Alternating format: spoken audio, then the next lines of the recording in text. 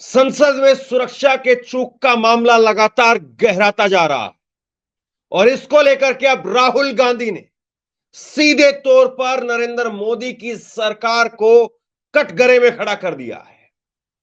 राहुल का ताजा बयान संसद सुरक्षा चूक के मामले पर सामने आया है और मोदी सरकार को इसको लेकर के कटघरे में राहुल गांधी ने खड़ा किया है। राहुल ने क्या कहा है वो मैं आपको बताऊंगा और इसके साथ साथ चर्चा फिर यह भी करेंगे कि राहुल का कहना क्या सही है या राहुल अपनी राजनीति के लिए इस प्रकार की बातें कह रहे हैं। चर्चा फिर इस पर भी करेंगे आगे, लेकिन पहले राहुल ने क्या कहा है वो जरा सुन लेते हैं, वो मैं आपको बता देता हूं और उसके बाद में राहुल के इस बयान के मायने क्या है, क्या देश में वाकई राहुल जो कह रहे हैं वही बात है या अपनी राजनीति के लिए उन्होंने ये बातें कही है। सबसे पहले मैं आपको राहुल का बयान पढ़ करके सुनाता हूं, उसके बाद में राहुल की जुबानी मैं आपको सुनाऊंगा। राहुल ने कहा है संसद में सुरक्षा के चूक के मामले को लेकर के सिक्योरिटी में ब्रीच हुआ है, यानी सिक्योरिटी के अंदर चूक हुई है, सुरक्षा में चूक हुई है, लेकिन ये क्यों हुई है ये सबसे बड़ा सवाल है। राहुल की तरफ से कहा गया है देश में इस समय जो सबसे बड़ा मुद्दा है वो बेरोजगारी का मुद्दा है। मोदी जी की पॉलिसीज के कारण, मोदी जी की नीतियों के कारण देश के युवाओं को रोजगार नहीं मिल रहा है। सिक्योरिटी ब्रीच जरूर हुई है, लेकिन इसका सबसे बड़ा कारण महंगाई और बेरोजगारी है। राहुल गांधी ने इस बात को कहा है और राहुल गांधी का यह कहना अब आप खुद सुनिए उनकी जुबानी। क्या आपको लगता है कि राहुल गांधी जो कह रहे हैं वो सही है या राहुल गांधी अपनी राजनीति के लिए ये आरोप लगा रहे हैं? राहुल गांधी को जरा सुनाइए। सुरक्षा ब्रीच हुई है, वो है, बट क्यों हुई? जो देश में सबसे बड़ा मुद्दा है बेरोजगारी का मुद्दा, जो पूरे देश में उबल रहा है, मोदी जी की पॉलिसीज के कारण हिंदुस्तान के युवाओं को रोजगार नहीं मिल रहा है।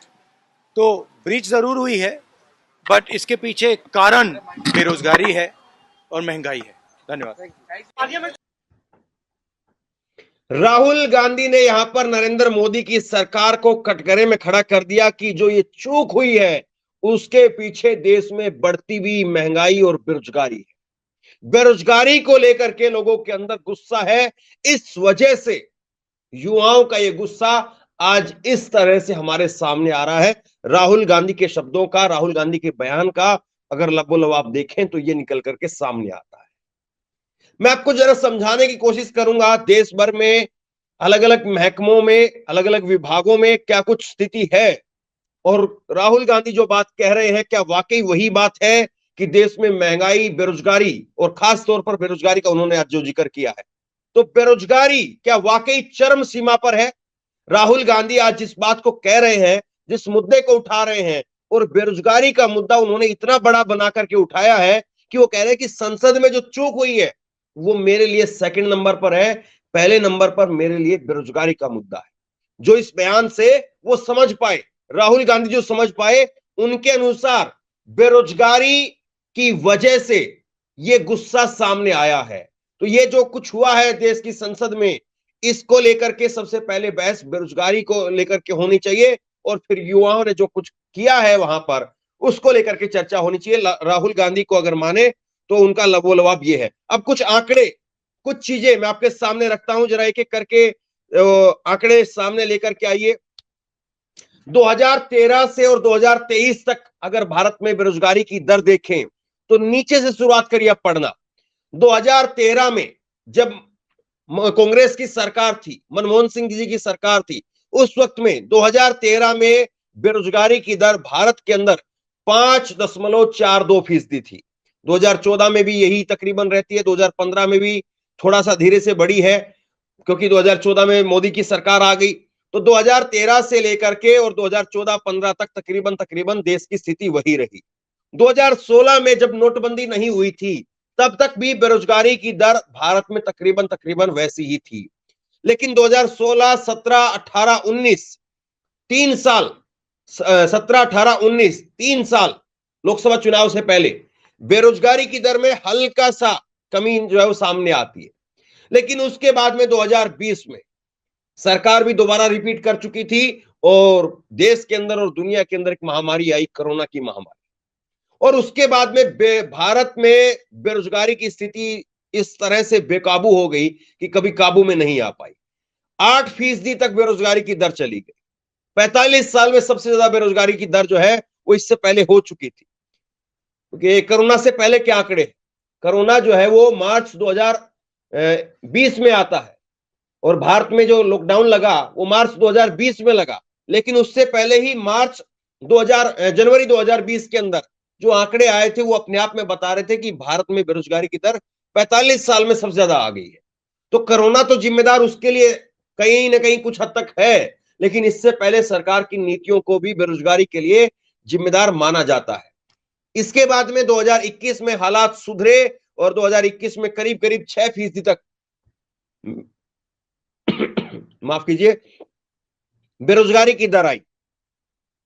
उसके बाद में 2022 की बात करेंगे तो 2022 में बेरोजगारी फिर से बढ़ गई, करीब 7.33% हो गई।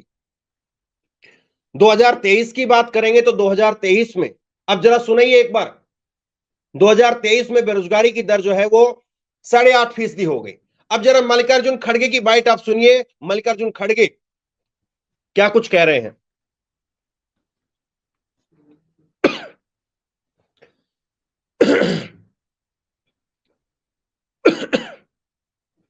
मल्लिकार्जुन खड़गे की बाइट में आपको सुनाऊंगा और मल्लिकार्जुन खड़गे यहां पर क्या कुछ कहते हुए नजर आए। उन्होंने एएनआई को बाइट दी और एएनआई से बातचीत में उन्होंने कहा कि देश के गृह मंत्री वो मीडिया चैनल पर जाकर के बात कर सकते हैं, लेकिन वो संसद में आकर के बात करने के लिए तैयार। ये मल्लिकार्जुन खड़गे की तरफ से कहा गया, सुनिए जरा। सिक्योरिटी जो ब्रीच हो गई है ये गंभीर मामला है और इस पे सरकार ध्यान देना चाहिए। और पार्लियामेंट में बार बार ये कह रहे हैं कि होम मिनिस्टर आकर स्टेटमेंट दे, लेकिन होम मिनिस्टर वहां आना नहीं चाहते और स्टेटमेंट देना नहीं चाहते। क्यों हुआ, कैसा हुआ, क्या कारण है, इसके बारे में कोई बताना भी नहीं चाहते हैं। लेकिन आपके टीवी शो में जाकर घंटों से बैठते हैं, लेकिन 5 मिनट का स्टेटमेंट हाउस में आकर देकर क्लैरिफाई करके हाउस चलाने के लिए वो तैयार नहीं है। ये अच्छी बात नहीं है डेमोक्रेसी के लिए। और खैर जो लोग डेमोक्रेसी को मानते ही नहीं तो उनके सामने बोलने में कोई अर्थ भी नहीं। सर, गृह मंत्री ने कहा कि विपक्ष इस पे पॉलिटिक्स कर रहा है, पॉलिटिसाइज कर रहा है। आज तक के मंच पे उन्होंने कहा। देखो उनका कहना वैसा ही रहता। हमारा नाम बहुत बार कांग्रेस का नाम लेकर ही वो वोट मांगते हैं। नेहरू जी की गालियां दे के मांगते हैं, गांधी जी को गालियां दे के मांगते हैं। उनका काम ही यही है कि हमको गालियां देना और वोट मांगना। कांग्रेस पार्टी, मल्लिकार्जुन खड़गे, राहुल गांधी लगातार बेरोजगारी को लेकर के सरकार को कटघरे में खड़ा कर रहे हैं। लेकिन क्या कांग्रेस पार्टी ही केवल सरकार को कटघरे में खड़ा कर रही है, या देश में जो सरकारी एजेंसियों का जो डाटा है, खुद सरकार का डाटा है, मोदी सरकार की समय में अभी भी जो एजेंसियों का जो डाटा है वो भी सरकार को कटघरे में खड़ा करता है। जरा दिखाइए इस साल अगर आप महीनों के हिसाब से बात करें तो अभी भी दिसंबर में सबसे ज्यादा बेरोजगारी की दर है। जनवरी में इस साल जो बेरोजगारी की दर थी वो 6.57 थी, फरवरी में 8.10, मार्च में थोड़ा कम हुआ, अप्रैल में तकरीबन फिर थोड़ा सा बढ़ा, फिर मई में थोड़ा सा फिर कम हुआ, जून में फिर थोड़ा बढ़ गई, जुलाई में कम हुई, जुलाई में 1% तक की गिरावट हुई। उसके बाद में अगस्त में फिर बढ़ गई, 2% तक बढ़ गई अगस्त के अंदर। सितंबर में फिर गिरावट होती है, अक्टूबर में फिर गिरावट होती है, अक्टूबर में थोड़ा सा सुधार हुआ, और माफ कीजिए मैं थोड़ा सा उल्टा बोल रहा हूं, अक्टूबर में फिर ज्यादा हो गई, और उसके बाद में नवंबर में और ज्यादा हो गई, और दिसंबर में अब और ज्यादा हो गई। तो ये 2022 का आंकड़ा है और ये सीएमआई का आंकड़ा है, सरकार की एजेंसी है सीएमआई, और सीएमआई हर महीने ये बेरोजगारी के आंकड़े जो है वो इकट्ठा करती है। अब जरा देखिए, केंद्र सरकार के मुताबिक तीनों सेनाओं में हर साल 60,000 से ज्यादा वैकेंसी निकलती है। ये केंद्र सरकार के खुद के आंकड़े हैं। अगस्त 2022 में सरकार ने बताया था कि सेना में 1.5 लाख, नौसेना में करीब 15,000 और वायुसेना में करीब 6,000 पद खाली है। तीनों सेनाओं में सबसे ज्यादा भर्तियां सेना में ही होती है, थल सेना के अंदर, और थल सेना में भर्ती के लिए रैलियों का आयोजन होता है बाकायदा। इन रैलियों में युवा हिस्सा लेते हैं, इसके बाद में कॉमन एंट्रेंस टेस्ट होता है। तो ये कुल मिलाकर के लबोलबाब ये है कि केंद्र सरकार के खुद के आंकड़े बताते हैं, और सरकार ने बताया कि अगस्त 2022 तक सेना के अंदर, थल सेना में 1.25 लाख, नौसेना के अंदर भी 1.25 लाख, और अब इसके बाद में अलग अलग विभागों के हिसाब से देखिए, देश भर में अलग अलग सरकारी विभागों में करीब करीब 10 लाख पद खाली है। यानी मोदी सरकार अगर आज नोटिफिकेशन निकाले तो ये 10 लाख पद भर जाएंगे, और सेना के अंदर भी पद खाली है तो वहां पर भी लाखों की तादाद में भर्तियां हो जाएंगी। यहां पर 10 लाख के करीब जो है वो भर्तियां हो सकती है, 10 लाख पद के करीब जो है वो खाली है। 9.64% जो है वो 9.64 लाख, यानी करीब करीब जो है वो 10 लाख के करीब आंकड़े यहां पर ये बताते हैं कि सरकारी पद इतने खाली हैं। और ये खुद मंत्री जितेंद्र सिंह ने इसकी जानकारी 26 जुलाई 2023 को, यानी अभी 4-5 महीने पहले सरकार की तरफ से लोकसभा के अंदर दी गई है। 1 मार्च 2022 तक सरकारी विभागों में कुल 9,64,359 पद खाली हैं। इन्हें केंद्र द्वारा मिशन मोड में भरा जा रहा है। इसके लिए पूरे देश में रोजगार मेले आयोजित किए जा रहे हैं, जिसमें सबसे ज्यादा पद रेलवे में 2.63 यानी 2,63,000 पद खाली हैं। ये जो है सरकार की तरफ से बताया गया। अब देखिए, कमाल की बात ये होती कि पहले रैलियों का आयोजन होता था, सरकार खुद बता रही कि हाँ रैलियों का आयोजन पहले होता था, लेकिन अब जो है वो मोदी जी इवेंट करते हैं, और इवेंट करके बताते हैं कि 10,000, 5,000, जहां पर लाखों की तादाद में भर्तियां होनी चाहिए, लाखों की तादाद में पद खाली पड़े हैं, वहां पर जो है वो कुछ आधार अगर जो सरकार देती भी है तो उससे क्या हो पाएगा। अब जरा विभाग के हिसाब से देखिए, रेलवे में 1 जुलाई 2023 तक रेलवे में 2,63,000 पद खाली है। इनमें से 50,000 से अधिक पद परिचालन सुरक्षा श्रेणियों से आते हैं, और इसीलिए शायद रेलवे के अंदर इतने एक्सीडेंट की घटनाएं हम देखते हैं। सरकार ने लोकसभा में जवाब दिया कि रेलवे में कुल 2,63,913 पद खाली हैं। इनमें से 2,680 पद राजपत्री और 2,61,233 गैर राजपत्री हैं। ऑपरेशनल सेफ्टी कैटेगरी की रिक्तियां 53,178 हैं। तो ये हमारे सामने आंकड़े हैं जो बताते हैं कि रेलवे के अंदर सबसे बड़ा डिपार्टमेंट है रेलवे। सबसे ज्यादा नौकरियां रेलवे में निकलती हैं सेना के बाद में, और रेलवे में भी करीब करीब जो है वो 2.5 लाख से ज्यादा पद खाली पड़े हुए हैं। और अगर कुछ और पदों पर अगर वैकेंसी निकाली जाए तो करीब करीब 3 लाख पद ऐसे मान करके चलिए जो रेलवे के अंदर जिन पर भर्ती हो सकती है, लेकिन भर्तियां नहीं है। अब इसके बाद में दूसरे डिपार्टमेंट की अगर हम बात करें तो वहां पर भी कमोबेश यही स्थिति जो है वो दिखाई देती है। और रेलवे में अगर पद खाली थे करीब करीब 2.5 लाख, तो गृह मंत्रालय के अंदर इस वक्त में 1,14,245 पद खाली हैं गृह मंत्रालय के अंदर, और इसमें सीआरपीएफ, बीएसएफ, दिल्ली पुलिस ये सब शामिल हैं। और 3,075 ग्रुप ए के अंदर और 15,861 ग्रुप बी में, और 95,000 भर्तियां ग्रुप सी के अंदर खाली पड़ी हुई। तो ये गृह मंत्रालय के अंदर है। अब अगर किसी को ईडी, आईटी या फला जो बार बार विपक्ष के ऊपर, सरकार के ऊपर जो आरोप लगते हैं, उससे अगर फुर्सत मिल जाए तो जरा इन विभागों की तरफ भी झांक लिया जाए।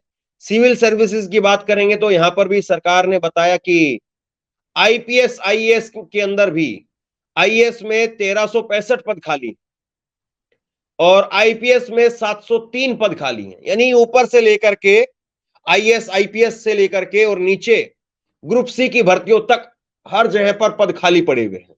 ऐसा नहीं है कि बेरोजगारी, बहुत सारे लोग ये कहते हैं कि देश में जनसंख्या बहुत ज्यादा है, सरकार क्या सबको रोजगार दे दे। सरकार के लिए सबको रोजगार दे पाना संभव ही नहीं है। जो लोग इस बात को कहते हैं वो जरा इन आंकड़ों को देख ले, इन आंकड़ों को देख ले कि 10 लाख के करीब पद वो सरकारी नौकरियों में खाली पड़े हुए हैं। सेना में, थल सेना में, नौसेना में, वायुसेना में पद खाली पड़े हुए हैं। तो जो पद खाली पड़े हैं, आईएएस आईपीएस के पद खाली पड़े हुए हैं, तो पहले जो पद खाली है उनको तो भरिए साहब, उसके बाद में जनसंख्या का रोना रोइए। जनसंख्या का रोना पहला रोएंगे, क्योंकि लोगों का ध्यान भटक जाता है उससे। लोगों को लगता है कि नहीं नहीं, ये तो बात सही कही है, वो जो मुसलमान है वही 40 बच्चे पैदा कर रहे हैं, उन्हीं की 4-4 बीवी वो लेकर के घूम रहे हैं। तो वो नैरेटिव जो है वो कहीं ना कहीं सरकार को बहुत सहायता देता है। ऐसा बार बार जो है वो विपक्ष की तरफ से आरोप लगाया जाता है कि इसीलिए सरकार या उसके समर्थक वो इस प्रकार की बातों में उलझा देते हैं और मेन मुद्दे की बात नहीं हो पाती है। और इसीलिए राहुल गांधी ने कहा कि ये संसद में जो सुरक्षा में चूक हुई है, जो दर्शक हमारे अभी देर से जुड़े उनके लिए मैं बता दूं, हम लोग बात कर रहे हैं राहुल गांधी को लेकर के। राहुल गांधी ने कहा है कि देश की संसद में सुरक्षा के चूक का जो मामला निकल करके सामने आया है, तो उसमें सुरक्षा का चूक का मामला जरूर है, लेकिन कहीं ना कहीं इसके लिए आपको यह भी समझना पड़ेगा कि वो वजह क्या है जिसकी वजह से ये सारी घटना हुई है। और उसकी वजह जो है वो बेरोजगारी है। और बेरोजगारी के लिए सरकार को लगातार कांग्रेस पार्टी, पूरा विपक्ष कटघरे में खड़ा करता रहा है। और याद कर लीजिए, बताने की आवश्यकता नहीं है मोदी सरकार ने क्या क्या वादे किए थे। खुद मोदी जी के क्या क्या वादे थे, सत्ता में नहीं आए थे तब भी वादे थे और सत्ता में आने के बाद भी वादे थे। पिछली बार 2019 के लोकसभा चुनाव से पहले अविश्वास प्रस्ताव को विपक्ष लेकर के आया था, तो रोजगार, बेरोजगारी के मुद्दे पर, महंगाई के मुद्दे पर लाया था। लेकिन तब मोदी सरकार ने अपनी अपनी तरह से सारी चीजें गिनवा दी थी कि इतनी पहले जो है वो कार नहीं बनती थी, अब इतनी कार बनती है, अब इतना ये होता है, अब उतना वो होता है। अलग अलग चैनल में जाकर के कुछ इंटरव्यू उन्होंने जो दिए, वहां पर तो पकोड़े तक को भी रोजगार बता दिया था उन्होंने। लेकिन अब देश समझ रहा है, युवा जो इस बात को समझ रहा है कि रोजगार है या नहीं है। और आंकड़े हमारे सामने ये बताते हैं कि सरकार की मंशा रोजगार को लेकर के पूरी तरह से अगर देखें तो ईमानदार नहीं कही जा सकती है। क्योंकि अगर सरकार की मंशा अगर पूरी तरह से ईमानदारी से लोगों को रोजगार मुहैया कराने की हो, तो 10 लाख से ज्यादा जो पद खाली पड़े हुए हैं, कम से कम वो पद जो है वो खाली ना रहे। ये साफ तौर पर आंकड़े जो है वो बताते हैं। और इसीलिए जो है वो लगातार युवाओं के अंदर बेरोजगारी को लेकर के गुस्सा साफ तौर पर दिखता है। बेरोजगारी को लेकर के लोग सवाल उठाते हैं, बेरोजगारी को लेकर के लोग सरकार से सवाल पूछते हैं, विपक्ष सवाल पूछता है, लेकिन उन सवालों को कितनी अहमियत दी जा रही है ये अपने आप में सबके सामने है। और रोजगार को लेकर के जिस तरह से सरकार पर जो अभी हमला बोला है राहुल गांधी ने, वो आप बताइए, वो आप तय करिए कि राहुल गांधी ने जो बात कही है वो केवल अपनी राजनीति को आगे बढ़ाने के लिए, क्योंकि अब चैनलों में यही चलेगा, आज शाम को चैनलों के अंदर यही प्राइम टाइम होगा कि देखो राहुल गांधी ने बेरोजगारों को जो है वो बता दिया कि बेरोजगार है इसलिए संसद पर अटैक हो रहा है। इस हिसाब से तो अमेरिका के अंदर जो वर्ल्ड ट्रेड सेंटर पर हुआ था वो भी सही हुआ होगा, क्योंकि वो भी इंजीनियर था। तो इस तरह के कुतर्क लाए जाएंगे, लेकिन क्या असल मुद्दों पर बात होगी। और मैंने पहले दिन कहा था, मैंने पहले दिन जब ये घटना हुई तब भी मैंने इसी बात को कहा था, जब उस लड़की ने, नीलम जो लड़की है, उस नीलम ने जो कहा था वहां पर नारे लगाते हुए कि ये सरकार तानाशाही कर रही है, जब भी छोटे दुकानदार, महिलाएं, किसान, व्यापारी अपनी आवाज उठाने का काम करते हैं तो उनके ऊपर लाठी चार्ज किया जाता है। हम बेरोजगार हैं, किसी संगठन से नहीं है। जब नीलम ने इस बात को कहा था तब भी मैंने कहा था कि इस चीज को हमें दो नजरियों से देखने की आवश्यकता है। पहला नजरिया ये कि क्या वाकई देश में जो इन लोगों ने सवाल उठाए हैं वो सवाल है या नहीं है, क्या देश के युवाओं के लिए वो मुद्दा है या नहीं है, या फिर जो नीलम ने जो बात कही वो केवल और केवल जो मुद्दे को भटकाने के लिए कही थी। तब भी मैंने कहा था कि सिक्योरिटी के अंदर छूट एक बड़ा मसला है, निश्चित तौर पर इसको लेकर के कार्रवाई होनी चाहिए। लेकिन इन्होंने जो आवाज उठाई, क्या उस आवाज में दम है, क्या उस मुद्दे में दम है, क्या वाकई देश के अंदर महंगाई, बेरोजगारी बहुत ज्यादा है? तब भी मैंने इस बात को कहा था। एक बार जरा सुनाइए फिर से नीलम का ये बयान। नीलम खुद जींद से हैं और अच्छी खासी पढ़ाई इन्होंने की है, एमए, बीएड, एमफिल और सीटेट तमाम परीक्षाएं इन्होंने पास की है, लेकिन इसके बावजूद भी ये बेरोजगार रही। और लोगों के लिए जाहिर सी बात है कि ऐसा नहीं हो सकता, या ये तर्क नहीं दिया जा सकता है कि आदमी खुद बेरोजगार नहीं है तो उसको बेरोजगारों के हक में बोलने की जरूरत नहीं है। हम और आप नौकरी कर रहे हैं, कुछ काम कर रहे हैं, तब भी हम अपने छोटे भाइयों के लिए, अपने देश के अंदर और युवाओं के लिए रोड पर सड़क पर भटकते हुए लोगों के लिए हम आवाज उठा सकते हैं। जरूरी नहीं है कि जो बेरोजगार है वही बेरोजगार की बात करेगा।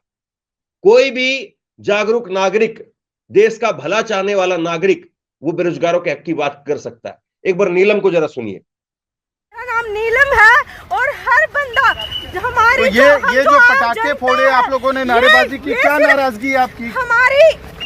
हमारी भारत सरकार है जो हम पे ये अत्याचार हो रहे हैं, हम अपनी हकों की जो बात करते हैं, लाठी चार्ज करके हमको अंदर डाला जाता है, टॉर्चर किया जाता है, तो हमारे पास कोई माध्यम नहीं कोई था। डायरेक्ट वजह है, कोई वजह है, किसी संगठन से हैं आप? नहीं, हम किसी संगठन से नहीं है, आम जनता है, स्टूडेंट है हम, क्योंकि हम बेरोजगार हैं।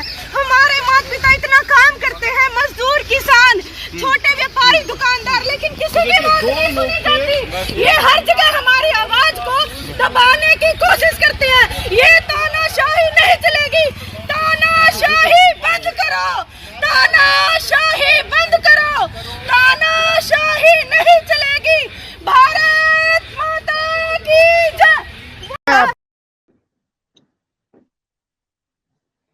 अब सवाल ये है कि वहां पर नीलम जो कुछ कह रही थी, तो क्या वो मुद्दे को भटकाने के लिए कह रही थी, अपने बचाव में ये बातें कह रही थी, या वाकई नीलम जैसे और देश के अंदर करोड़ों लोग हैं जिनको लगता है कि बेरोजगारी एक बहुत बड़ा मुद्दा और उस पर बात होनी चाहिए, मौजूदा सरकार उस पर बात नहीं कर रही है और इसीलिए नीलम ने जो राह चुनी है वो सही है क्या?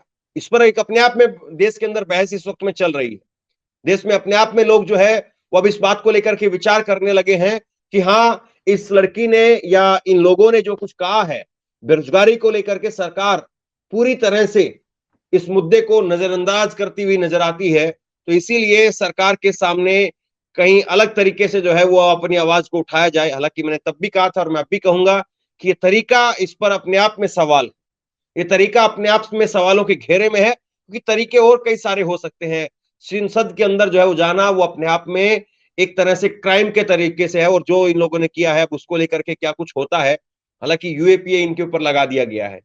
अब इन मुद्दों को लेकर के क्या बात हो सकती है? चलिए हम इस बात का समर्थन करते हैं कि इन लोगों ने जो किया है वो गलत किया है, इन लोगों ने जो किया है उसको लेकर के कड़ी से कड़ी इन लोगों को सजा दी जाए। लेकिन कम से कम क्या वो मुद्दा जो उठा रहे हैं वो मुद्दा सही है या गलत है, उस पर चर्चा होनी चाहिए या नहीं होनी चाहिए? क्या देश के अंदर बेरोजगारी है या नहीं है, इस पर चर्चा होनी चाहिए या नहीं होनी चाहिए? क्या सरकार, मौजूदा सरकार इस मुद्दे को लेकर के गंभीर नजर आती है? क्या मौजूदा सरकार बेरोजगारी के मुद्दे पर काम करती हुई नजर आती है या नहीं आती है? ये अपने आप में बड़े सवाल है और इन सवालों पर क्या कोई चर्चा कर रहा है? सवाल फिर ये भी है। बहरहाल आप बताइए, राहुल गांधी ने जो बात कही है कि संसद में सुरक्षा में चूक जरूर हुई है, लेकिन चूक किस लिए हुई है? चूक बेरोजगारी की वजह से हुई है, उस पर बात करिए। तो राहुल गांधी के इस बयान से, इस बात से आप कितना इत्तेफाक रखते हैं? नीचे कमेंट बॉक्स में अपनी राय लिख करके जरूर बताइए। क्या उन्होंने जो बात कही है वो बिल्कुल सही है, दुरुस्त है, या अपनी राजनीति साधने के लिए राहुल गांधी ने इस बात को चुना है? आपकी राय क्या है? नीचे कमेंट बॉक्स में अपनी राय लिख करके जरूर बताइए। इस वीडियो को खूब शेयर कीजिए, लोगों तक पहुंचाइए और इसी तरह की तमाम खबरों के लिए ऑनलाइन न्यूज इंडिया को सब्सक्राइब कीजिए। साथ में जो बेल आइकन है, घंटी, उसको जरूर दबाइए ताकि जैसे ही कोई खबर अपलोड करें उसकी नोटिफिकेशन सीधे सबसे पहले आपको मिल सके। अगर ये वीडियो फेसबुक पर देख रहे हैं तो फेसबुक पर हमारे पेज को लाइक कीजिए, फॉलो कीजिए और इस खबर को शेयर कीजिए। बहुत बहुत धन्यवाद।